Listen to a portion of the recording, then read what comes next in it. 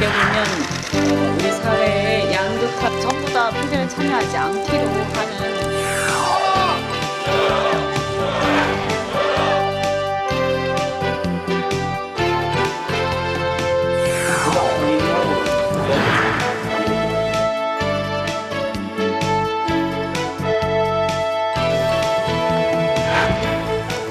채찍질을 하면서 많은 비판을 아끼지 않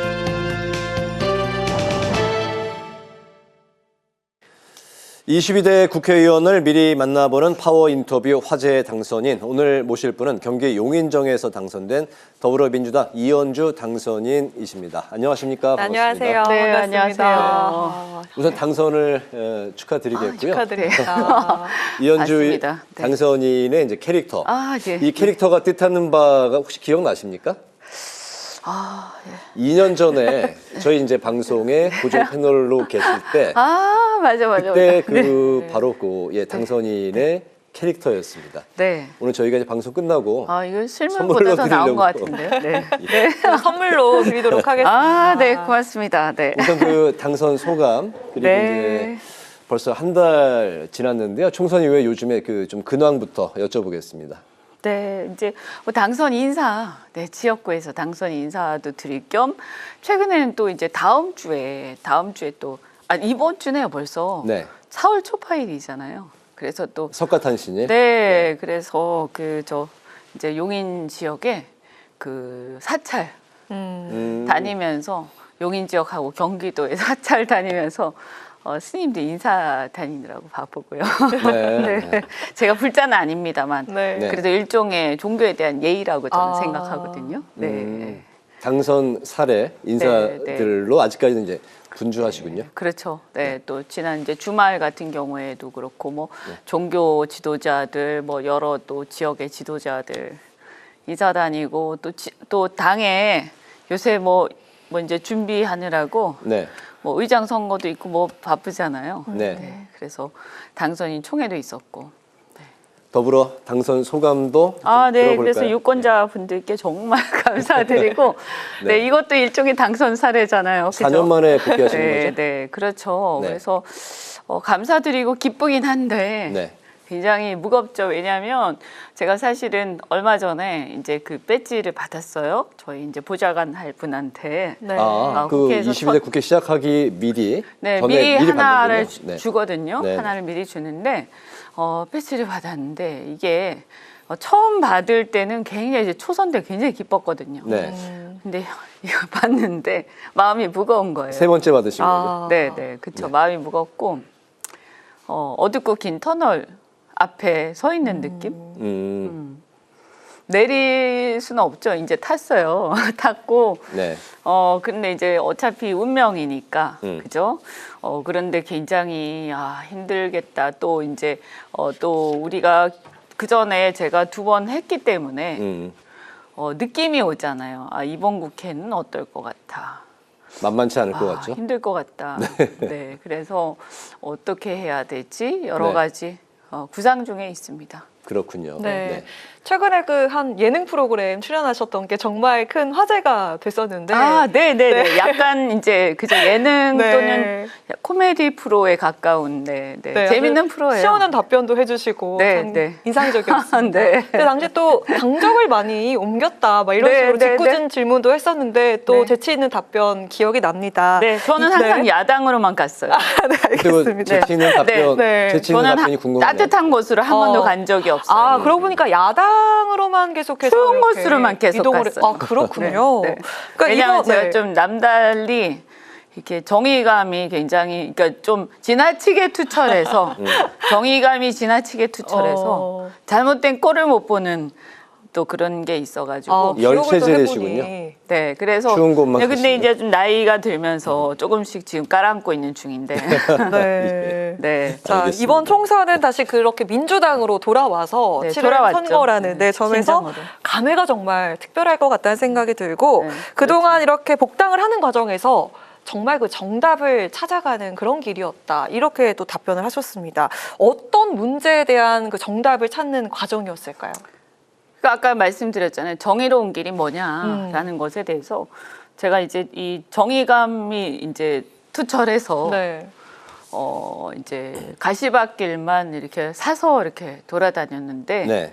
무엇이 가장 정의로운 길이냐? 정답이 없죠, 사실은. 근데 이제 이 잘못된 것을 보고 더 정의로운 길을 찾아서 이제 돌다 보니까 결국엔 뭐냐?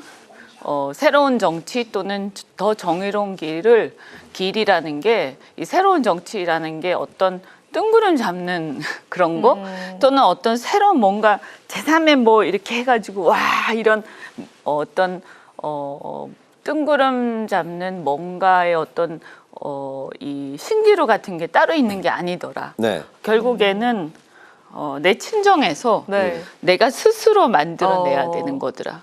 네. 정의와 정답을 찾아서 가는 길이었다는데 그 답을 좀 찾으셨을까요, 이번에? 내가 스스로 내 친정에서 내가 만들어야겠다. 아.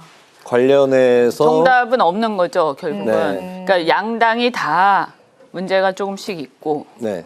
그것을 내가 만들어야 되는 거예요. 왜냐하면 나는 내가 생각하는 정의로운 길이 있는 거잖아요. 네네. 그럼 내가 만들어야 되는 건데 그것을 내가 내 친정에서 만드는 게 가장 빠르고 가장 현실적인 길이라고. 민주당 복당 전에 다시 민주당으로 돌아가더라도 그 당 안에서 제3지대의 그 역할을 하겠다 이렇게 발언을 하셨던 게 뭐 정의로운 뭐 그 길을 가겠다라는 말씀하고 좀 일맥상통하는 그런 말씀인 것 같고요. 그동안 이제 그 강성 이미지가 강하시잖아요. 네. 거침없는 발언을 해 오셨고 네. 이제 3선이신데 중진으로서 앞으로 그런 좀 강경 노선. 네.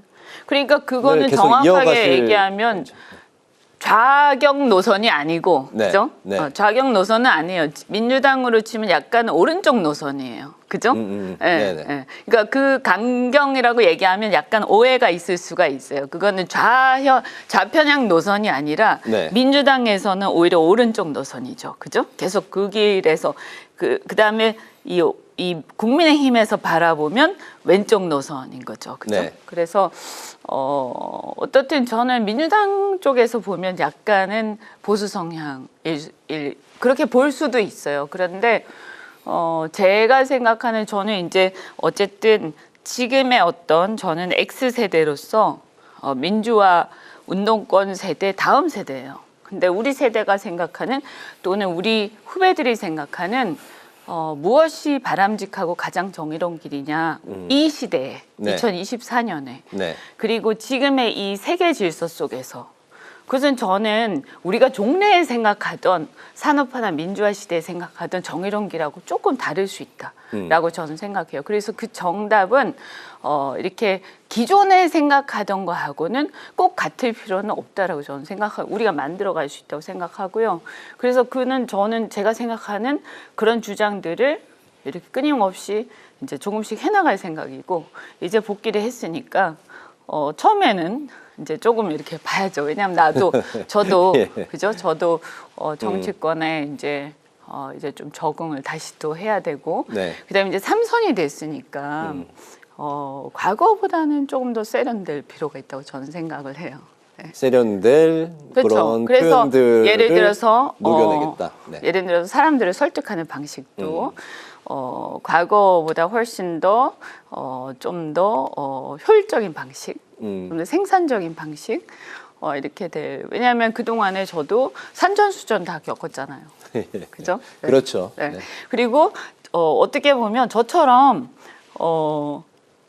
양당의 모든 내용을 저처럼 잘 알고 있는 사람이 없어요. 그럴 것 같습니다. 네. 그래서 국민의힘이 왜 저렇게 주장하는지 그리고 저 사람들이 가끔씩 정말 말도 안 되는 주장을 할 때도 있지만 네. 어떨 때는 너무나 진지하게 저런 주장을 하거든요. 네.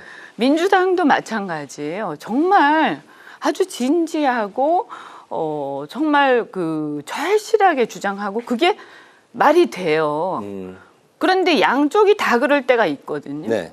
그럴 때 그 접점을 찾아내는 것이 바로 대한민국이 갈 길이라고 저는 생각을 해요. 상대 당은 물론이고 이제 그 민주당 이제 당적이 되셨는데 민주당 내에서도 이건 아니다. 아까 말씀하신 그 정의로운 길로 가는 방향이 좀 잘못 가고 있는 것 같다 생각이 드시면 그 일명 그 좀 쓴소리를 당내에서도 계속 이어가실, 세련되게 이어가실 생각이신가요? 그러니까 대안을 제시할 수 있는 방법이 많이 있다고 생각하고요.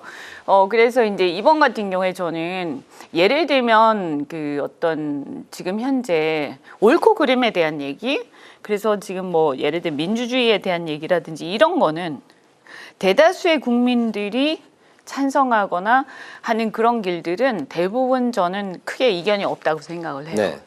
근데 이제 예를 들면 경제 정책이라든가 세계 질서에 대한 얘기들은 굉장히 팽팽하거나 또는 민주당도 사실은 시대가 좀 지나면서 이거 우리가 생각하는 게 맞나? 이런 게 좀 있거든요. 네네.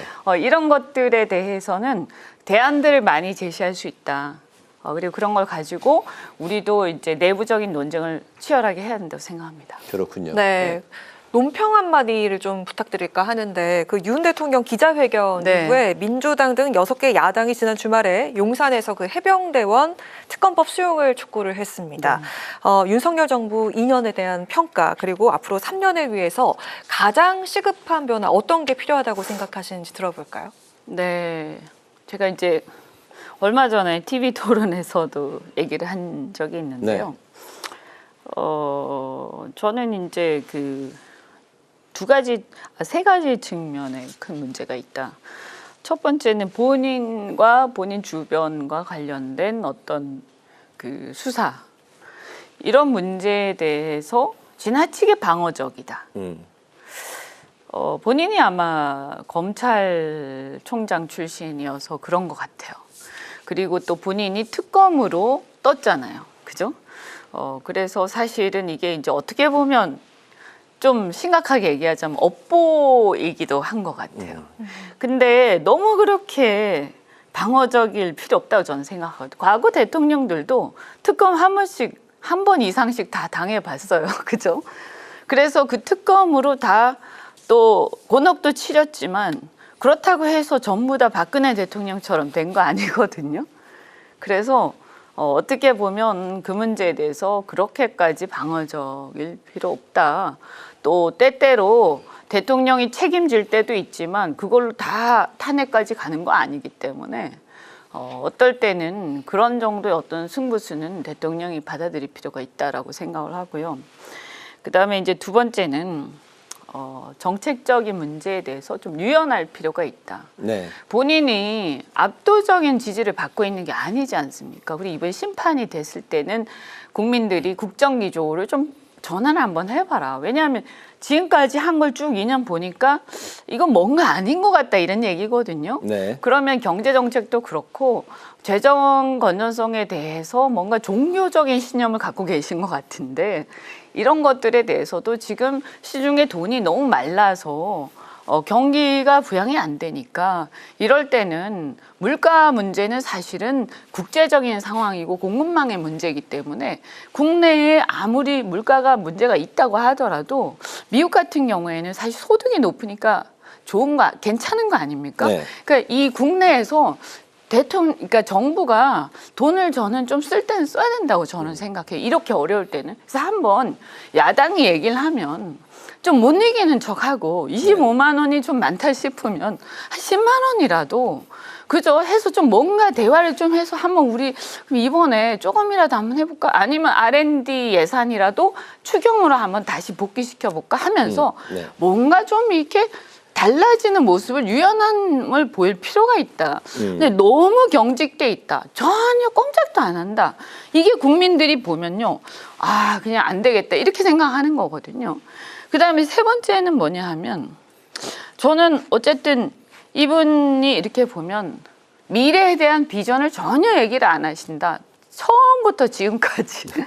그래서 도대체 이 정부가 뭔가 막 하시는 것 같은데 행사만 열심히 다니시는 것 같고 어떤 큰 비전, 이 윤석열 정부는 뭘 하겠다라는 어떤 한마디로 큰 비전을 좀 제시했으면 좋겠다. 그러니까 재정 건전성 얘기하면서 나는 아무것도 안 하겠다. 이건 문제가 되니까 아무것도 안 하겠다. 이것도 문제가 되니까 아무것도 안 하겠다. 이런 거 말고 이걸 하겠다라는 얘기를 무엇을 하겠다라는 것을 좀 얘기 좀 하셨으면 좋겠다. 네. 이 세 가지가 저는 좀 시급하게 변화가 필요하다.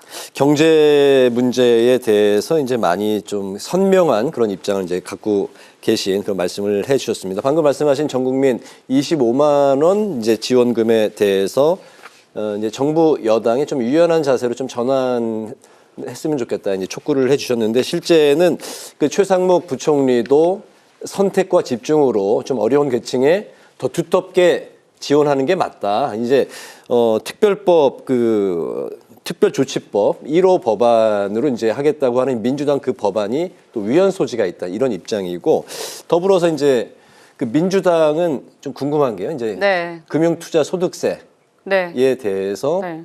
강경한 그 입장 아니겠습니까? 이제 실행을 해야 된다. 네, 네, 이제 네. 국민의힘은 폐지 입장이고 대통령도 폐지를 관철시키는 쪽으로 설득해 나가겠다 했는데 그 두 가지 사안에 대해서 좀 어떤 입장이세요? 그러니까 이제 저는 대통령이시잖아요. 네. 그러니까 이게 이제 어떻게 보면 전혀 이게 접근이 전혀 안 되고 있는데 그 양당이야 이렇게 각각의 어떤 입장을 가지고 이제 주장을 막 하는 거 아니겠어요? 네. 그러면 25만 원씩 지급하는 그러니까 이게 25만 원씩 지급하는 것에 대해서 예를 들어서 저는 이렇게 생각해요. 경제는 이념도 아니고 종교도 아니에요. 근데 우리 당이 국민들에게 얼마씩 25만 원씩 지급하자 이 얘기는 뭐 돈을 퍼주자 이게 아니에요. 옛날에 그 케인지안 그 경제학에서 네. 보면 뉴딜 정책이라든가 이런 식으로 어떤 그 큰 대형 공사를 일으켜서 경제를 부양시키자 이런 것처럼 지금은 이제 그런 식으로 하는 것은 이제 조금 시대가 지났으니까 지금 이제 뭐냐면 정부가 돈 쓸 주체가 없잖아요. 가게는 지금 소비할 돈이 없으니까 정부라도 지출을 조금씩 늘려서 이게 뭔가 돈을 돌게 하자 이런 취지란 말이에요. 그 일환으로 어쨌든 일시적이지만 25만 원씩 좀 주면 그럼 돈을 좀 쓰다 보면 그 돈이 돌고 도는 거 아니냐 이런 취지인데 그러면 정부가 여기에 대해서 그냥 뭐 원론적인 얘기를 계속 반복하면서 우리가 지금 학자들끼리 학술 논쟁을 하고 있는 게 아니지 않습니까? 네. 그러면 정부가 적극적인 재정 지출을 좀 하자라는 취지면 이때까지 2년 동안 해서 전혀 효과가 없었다는 걸 전제로 우리가 말씀드린 거예요. 우리도 그냥 갑자기 얘기하는 게 아니라 2년 동안 지켜봤단 말이에요. 근데 이런 상태가 돼 있으니까 네. 그러면 총선에서 정부가 심판을 받았으니까 민의를 존중해서 이번에 그러면 그 민의를 존중해서 야당의 의견을 한번 받아들여 보겠다. 그리고 한번 해보고 그 결과를 한번 검증해보자. 이럴 수 있는 거 아닙니까? 그죠? 그래서 만약에 해봤는데 별로 효과가 없었거나 오히려 역효과가 났다든가 그런 상황을 우리가 검증해 볼 수도 있고요. 또는 이 부분에 대해서 좀 다른 역제안을 할 수도 있는 거 아니에요. 아까 말씀드린 것처럼 어차피 R&D 예산은 다시 살려야 되는 거 아닙니까? 내년 초에. 근데 지금 당장 힘들단 말이에요. 과학자들이. 그러면 이걸 추경으로 해서 차라리 돈을 정부가 적극적으로 재정을 다시 풀 거라면 올 여름이라도 추경으로 다시 이걸 풀자. 이렇게 역제안할 수 있는 거 아니에요? 저 같으면 대통령 그렇게 얘기를 하겠어요. 근데 왜 이거를 지금 학술 논쟁을 하고 있냐 이런 거예요. 왜 답답하다는 얘기고요. 아까 말씀드린 것처럼 이거 말고 또 아까 뭐였죠? 금투세. 금투세 같은 경우도 이게 뭐 폐지하자 이런 그러니까 좀 저는 경제가 종교가 아니다. 이념도 아니고 더 이상은 그리고 이게 예를 들어서 주식 투자를 하는 경우에도 전혀 이렇게 세금을 안 낼 수는 없잖아요. 그동안에 농특세라든지 이런 거를 조금씩 내오긴 했지만 보면 이제 전혀 세금을 안 내는 그런 관례가 정착되는 것은 바람직하지 않거든요. 다만 이것을 그러면 이렇게 이걸 강경하게 내야 된다라는 것은 좀 너무한 거 아니에요? 지금 이 상황에서. 그러면 이렇게 해보자라든가 저렇게 해보자라든가 저는 좀 이번에 총선이 끝나 끝나고 나서 민의가 좀 이렇게 반영이 된다면 정부가 태도를 좀 유연하게 해서 그래도 야당의 말을 좀 듣는 태도가 저는 필요하다고 생각합니다. 네, 태도가 중요하다. 네. 알겠습니다. 네. 그래서 뭔가 합의를 하는 게 있어야지 야당이 이걸 주장을 했는데 네. 지금 정부는 옛날하고 똑같거든요. 하나도 변한 게 없어요. 그냥 벽에 대고 얘기하는 것 같습니다. 그냥 자기 주장을 계속하고 있어요. 마치 제가 보면 정부가 야당 같아요. 그렇지 않습니까? 야당이 무슨 주장을 하면요. 정부는 계속 반대만 하고 있어요.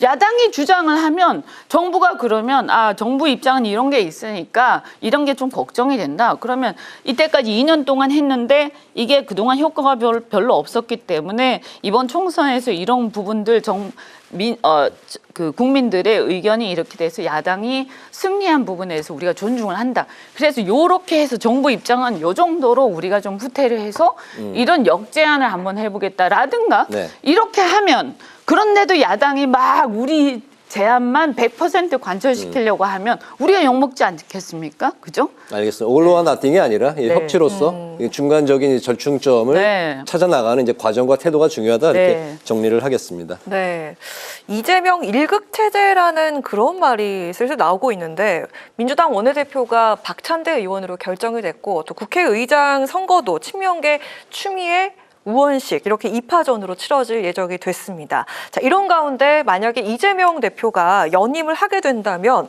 정말 이재명 1급 체제가 완성이 되는 거다 이런 비판의 시각이 좀 있거든요. 이런 부분 좀 어떻게 보십니까? 이번 총선의 공천 과정에서요. 사실은 그 여러 이제 뭐 이런저런 얘기들이 있었지만 사실은 이제 모든 그 총선, 그러니까 공천이라는 것은 결과로 얘기하는 거지 않습니까? 저도 이제 지켜봤는데 결국에는 이번 공천은 결과적으로 보면 성공했다라고 얘기할 수밖에 없는 거죠. 그래서 이제 압도적으로 승리를 했기 때문에 뭐라고 다른 얘기를 하려고 해도 일단 할 수가 없죠. 그래서 이제 혁신 공천 또는 개혁 공천에 성공했다라고 얘기할 수밖에 없고, 그래서 싫든 좋든 간에 일단 지금은 뭐냐면 이재명 대표의 승리였다, 내부적으로 그렇게 다들 평가를 하는 거고요. 그렇다면 이제 우리가 정치에서는 항상 이제 평가라든가 이런 것들이 그 권력 투쟁에서 승리한 분이 되시는 거죠. 네. 네. 그러다 보니까 이제 당을 장악한 것은 이제 사실이고 그것이 현실이고. 그러면 저는 일단은 당분간은 당을 장악하고 거기에서 이제 승리한 사람에게 기회가 주어진 거라고 생각을 합니다. 네네. 그래서 이제 결국에는 뭐냐? 그러면 이제 본인이 그 장악한 이후에 어떤 본인의 어떤 연임을 하든 뭘 하든 그래서 그 이후의 운영에 대해서 그 결과에 대해서 책임지는 일이 남은 거죠. 알겠습니다. 네. 22대 국회에서 이제 상임위원회 배분 문제가 또 이제 관심사인데 그 중에서도 이제 법사위원장 자리는 민주당이 꼭 가져가겠다 이런 이제 입장이지 않습니까? 이제 법사위원장을 제가 언급하는 거는 우리 당선인께서도 그 후보 중에 한 분으로 지금 이제 물망에 올라 있기 때문인데요. 그 민주당이 이제 법사위원장을 차지하는 것에 대한 입장을 좀 듣고 싶고, 당선인께서는 그런 말씀을 하셨습니다. 법사위원장 자리는 기회가 주어진다면 제대로 하고 싶다. 바로 그 제대로 한다는 게 좀 어떤 의미인지 같이 좀 들어볼까요? 네. 일단은 이제 법사위원회라는 것은 이 여러 상임위에서 이제 통과된 법안들이 법사위원회를 한번 거쳐서 그 다음에 이제 자구 심사와 체계 심사를 거쳐서 그 다음에 이제 본회의로 넘어가는 거죠. 그래서 어떻게 보면 문턱이라고 할 수 있는데요. 그래서 지금까지는 아니고 이제 지난번 국회에서 어떤 문제들이 있었냐면 국회에 다수당임에도 불구하고 법안들이 이제 통과되었다가 상임위에서 법사위에서 이제 발목이 잡혀서 법안들이 통과되지 못하는 이제 그런 결과들이 종종 있었죠. 이제 여당이 법사위원장 자리를 갖고 있기 때문에 생긴 현상이었다라고 이제 말씀하시는 그렇죠. 거죠? 네, 저는 이제 우리가 민주주의에서 보면 국회라는 것은 이제 민의의 전당이고 국민들이 이제 유권자들이 국회의원들을 뽑아서 자기들의 대변자를 보낸 거잖아요. 그럼 어쨌든 싫든 좋든 간에 다수당이 이제 어떤 당이 됐으면 그 의견이 충분히 반영이 돼야 되는데 이제 반영이 안 되고 법사위라는 어떤 제동이 걸리면서 실질적으로 민의에 반하는 상황이 이제 계속 벌어진 거죠. 그래서 이게 이상한 이제 왜곡 현상이 벌어진 거예요. 저는 이거는 이제 있는 그대로 하는 게 맞다. 예를 들어서 다수당이 어떤 당이 됐어요. 그래서 그러면 그 당이 그 민의를 반영해서 이게 운영이 되고 국회가 그렇게 해서 법안들이 통과됐는데 그게 통과된 것들을 국민들이 보고 아 너무 이렇게 저렇게 통과되고 막 하니까 마음에 안 들어. 저렇게 다수당 뽑아주니까 제대로 일하는 게 보니까 마음에 그 결과를 보니까 마음에 안 들어. 그 다음에 그러면 저 당을 너무 많이 뽑아주면 안 되겠어. 라든가 다시 또 그래서 다시 총선에서 다른 결과를 낸다든지 이렇게 하는 게 맞지. 민의는 그렇지 않은데 이 안에서 의원들끼리 꿍짝꿍짝 해가지고 다른 결과를 내는 것은 저는 그것은 상당히 이것은 지금의 어떤 시대적 조류하고 맞지 않다고 생각합니다. 다수당으로서 그 민의를 이제 충실히 반영하기 위해서 법사위원장을 이제 그 당선인께서 그렇죠. 그러니까 저는 그냥 그러니까 저를 하실 의지가 있으신 거죠? 네, 그렇죠. 네네. 저뿐만이 아니라 어쨌든 1차적으로 뭐냐 하면 법사위원회든 뭐든 이렇게 상임위원회든 그냥 순리대로 하는 게 맞다. 순리대로. 네, 순리대로. 네. 그래서 그게 민주당이든 국민의힘이든 네. 다수당이 이제 되면 그러니까 다수당뿐만이 아니라 그 총선에서 뽑힌 의석의 비율대로 하는 게 맞다. 라고 저는 그렇게 생각합니다. 법사위원장 자리를 순리대로 제대로 하겠다라는 네, 게 이제 네. 의지신 거죠? 네, 그리고 알겠습니다. 이제 그래서 강단 있게 하는 게 맞고 또 하나는 뭐냐면 지금까지 법사위원회가 검찰하고 법원에만 너무 치중돼 있었어요. 근데 사실은 그것만 있는 건 아니거든요. 이 올라오는 법안이라는 게 법조계 법안만 있진 않을 거 아닙니까? 그러면 실은 이 올라오는 과정에서 쟁점 법안들이 다른 상임위 법안도 굉장히 많거든요. 네. 그런데 이게 제대로 심사가 안 되고 법사위에서 검찰 법원에 밀려가지고 다른 법안들이 이제 쟁점이 있는데 법사위에서는 이거 쟁점이니까 심사는 해야 돼. 그러니까 좀 있어 봐봐. 이렇게 해놓고 밀어놨다가 심사는 안 하고 법원 검찰개혁 여기에 밀려가지고 이건 심사는 안 하고. 그러니까 이건 그냥 사장되고 본회의 못 올라가고 끝나는 거예요. 다른 상임위에서는 열심히 해서 통과시켰는데. 네네.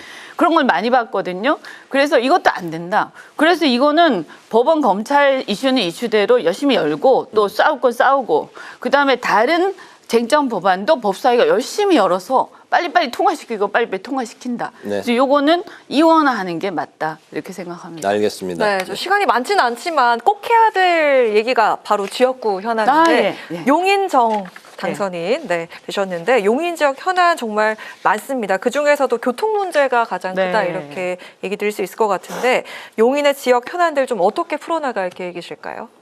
네, 이제 용인 같은 경우는 가장 큰 문제가 이렇게 그 수도권이 팽창하면서 이렇게 그 난개발이 막 좀 됐어요. 그래서 분당만 해도 신도시 이렇게 딱 개발하면서 계획도시로 개발이 됐는데 이게 분당 밖으로 팽창하다가 난개발이 용인까지 퍼지면서 개발이 되다 보니까 아파트는 막 우후죽순 늘어났는데 교통이라든가 인프라가 제대로 계획적으로 개발이 안 돼서 이게 인구는 엄청나게 많고 인프라는 부족한 이런 상황이거든요. 그래서 사시는 분들은 여기 왜 이렇게 뭐가 정신없지 이런 생각들 많이 하실 텐데 그래서 이거를 하나하나 재정비해야 되는 과제가 있습니다. 그래서 이게 쉽지는 않은 일입니다만 조금 시간을 가지고 하나하나 이렇게 뜯어서 그래서 도로도 재정비해야 되고 철도도 재정비해야 되고 그래서 상당히 이제 조금 난해한 작업입니다만 지금 아직 남아있는 이제 플랫폼 시티 개발이라든가 저희 지역 같은 경우는 경찰대 부지를 다시 개발하는 문제 이런 부지가 새로 남아있는 부지들을 개발하는 과정에서 이 문제를 녹여내서 이제 같이 풀어야 되는 거죠. 네, 그래서 알겠습니다. 이제 이게 제가 좀 해야 되는 과제입니다. 이제 원외에 계셨다가 다시 이제 들어오신 분들 말씀이 그 바깥에 있을 때 더 많은 공부를 하게 됐다 이런 말씀들을 하시더라고요. 올해 이제 그 내신 책의 제목이 한국 정치의 봄은 오는가. 아마 제가 이 책은 못 읽었습니다. 아마 그 현실을 좀 그 냉혹한 한국 현실 뭐 이렇게 네. 좀 말씀하신 게 아닌가 뭐 추측을 해 보는데요. 그 따뜻한 한국 정치의 그 봄을 위해서 22대 국회에서 좀 어떤 역할을 하고 싶으신지, 어떤 일을 하고 싶으신지, 네. 그리고 원외에 계셨을 때에와 또 이제 들어오셨을 때에 그 좀 그 소회 뭐 이런 모든 걸 네. 해서 말씀을 네. 부탁드리겠습니다. 네, 제가 이제 밖에서 이렇게 원외에 있다 보니까 이렇게 그 안에 있을 때는 이렇게 떨어지면 이제 큰일 나는 줄 알았거든요. 네. 네, 그런데 떨어져서 밖에 있으면서 보니까 이게 그 막 뭔가 해보려고 막 발버둥 친다고 되는 게 아니고 오히려 마음을 좀 비우고 이렇게 조금 한 발 멀리 떨어져서 보니까 그게 보이더라.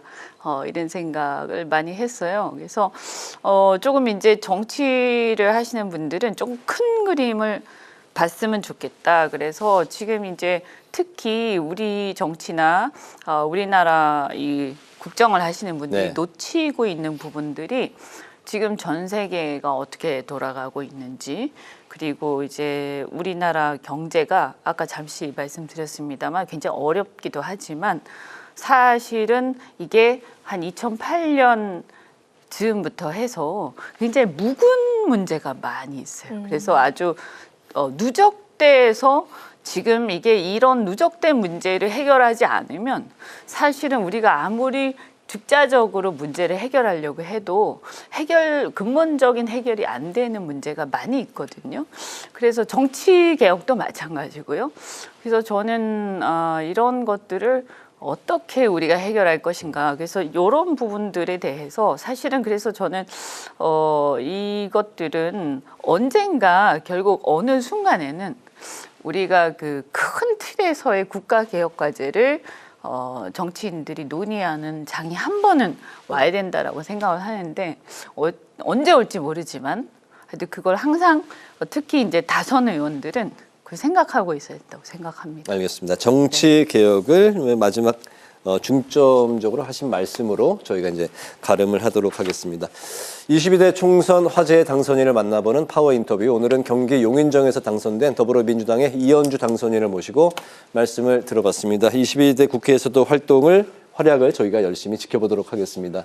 앞으로도 법사위원장이 혹시 되신다면 그거는 또 뭐 나와주실 거죠? 시켜줘야 하는 거니까 알 수는 없습니다. 네. 알겠습니다. 네. 말씀 잘 들었습니다. 네, 감사합니다. 고맙습니다. 고맙습니다.